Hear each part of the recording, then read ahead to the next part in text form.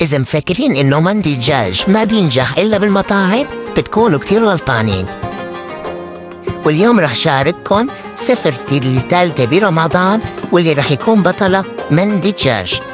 والدجاج عندي أنا بيكون مختلف كتير لأنه بيكون متشرب بالنكهة والتتبيلة وبيكون دايب دوبان، ومستحيل تصدقوا إنه هو عاملته بالبيت.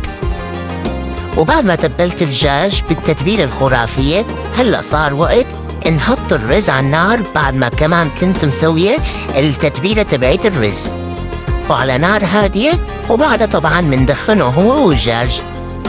أسرع وأسهل طريقة للمندي وبطريقة كتير خرافية وبطعم كتير شهي. وهي هي النتيجة النهائية لسفرتي الثالثة لرمضان. أعطوني رأيكم بالنتيجة، وإذا حابين أخبركم كيف عملتوا اكتبوا لي بالتعليقات لحتى تعملوا هالمنظر والطعم الخرافي. وهلأ رح أقلكم سلام.